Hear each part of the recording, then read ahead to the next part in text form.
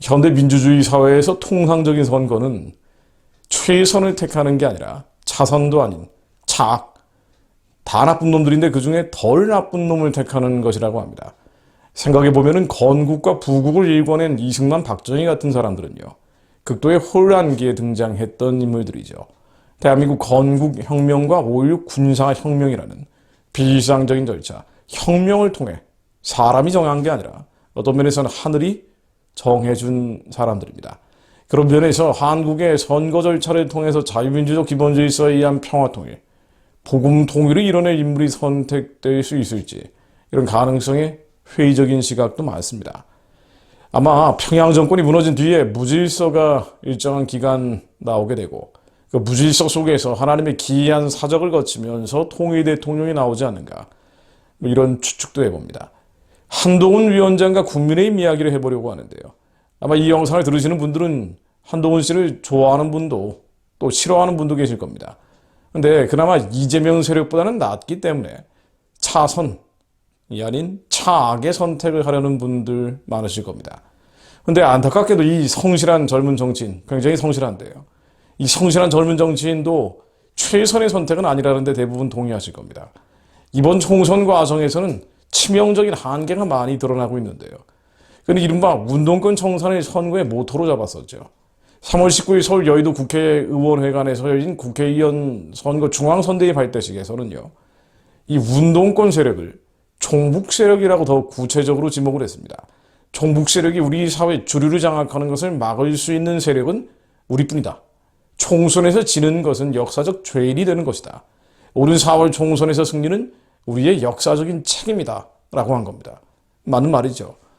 보수층의 표심에 호소하기 위한 정략적 반응이다, 이런 평가를 떠나서요, 어느 정도는 그의 진심이 담겨진 말이라고 생각은 됩니다.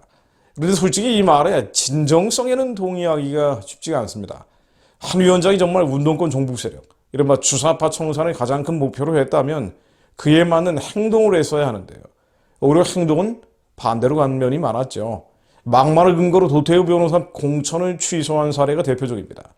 도 변호사는 국민의힘 안에서 그나마 운동권 종북 세력에 대해 가장 정통한 인물이라고 볼 수 있습니다. 이 도 변호사가 쓴 도전이라는 책을 예전에 본 적이 있는데요.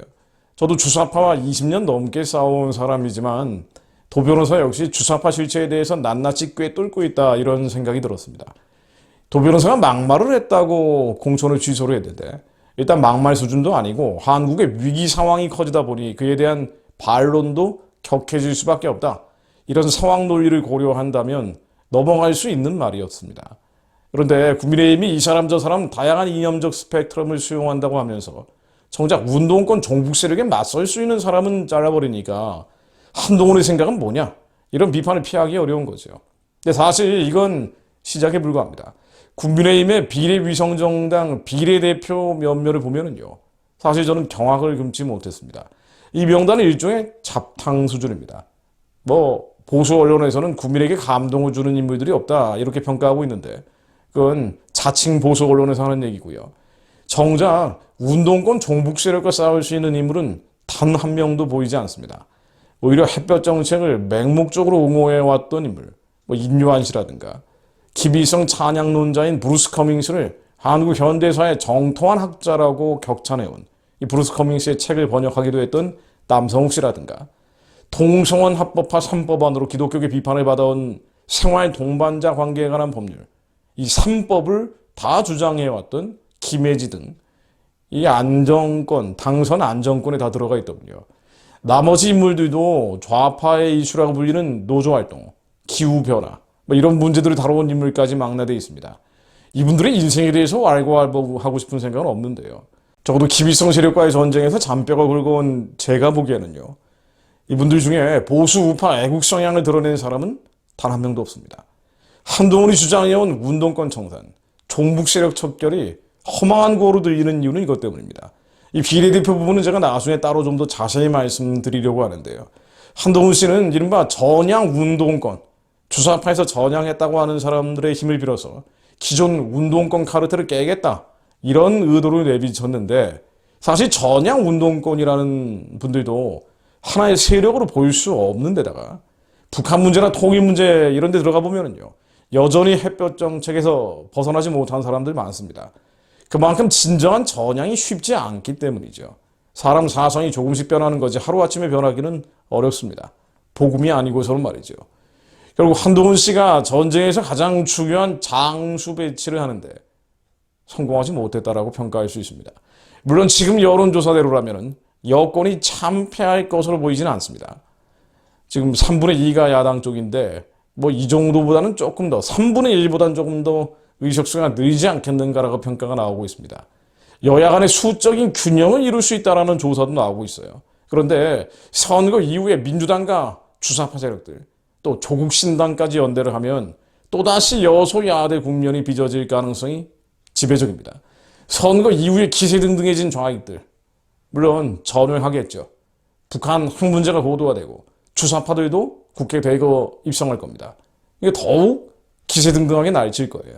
그런데 이에 대한 국민적 반작용이 또 생길 테니까 차기 대선 앞으로 2, 3년 뒤에 치러질 대통령 선거는 범보수 성향 대통령이 당선될 가능성도 높아집니다. 한번 총선에서 지면 대선에서 이기고 이런 롤러코스터 선거가 지난 수십 년 동안 계속되었기 때문에 이런 관성대로라면 다음번 대통령은 범보수 성향, 좌익성이 아닐 가능성이 많다는 거예요. 마땅한 대권 후보가 없는 여당 입장에서 여당에서 대통령이 나온다는 얘기인데 이 얘기인지 한동훈도 대선 후보에서 밀려나지 않을 수 있습니다. 그러나 이번 총선의 역사적 의미는요. 이재명이라는 범죄 피의자가 야권을 지휘하면서 운동권 종북 세력, 그러니까 한동훈이 얘기하는 이 운동권 종북 세력과 주사파 세력이 위축될 수 있는 결정적 기회였습니다. 반전의 기회였죠. 그런데 유감스럽게도 선거판은 그런 식으로 돌아가지 않고 있는 거예요. 운동권 청산, 종북 세력 청산이라는 한동훈의 구호가 실패하는 겁니다. 다만 한동훈의 실패가 대한민국의 실패가 돼서는 안 되겠죠. 그러므로 우리는 기도합니다. 기비성 우상숭배 세력이 무너질 수 있기를 기도합니다.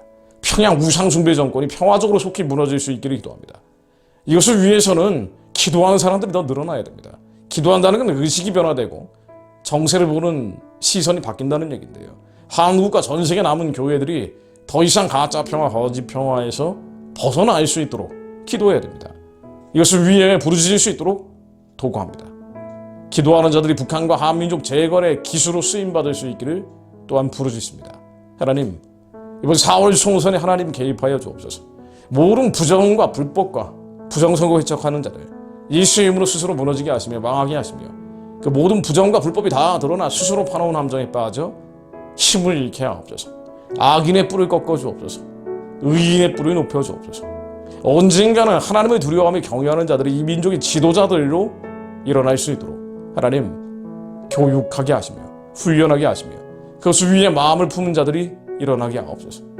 더 이상 단기적이고 일시적이고 눈에 보이는 것만을 위해 투쟁하는 것이 아니라 장기적으로 북한을 재건하고 이 민족을 새롭게 할 지도자를 기르기 위해 하나님의 선하고 기쁘고 온전하신 일을 감당하기 위해 준비하는 자들이 일어나게 하옵소서.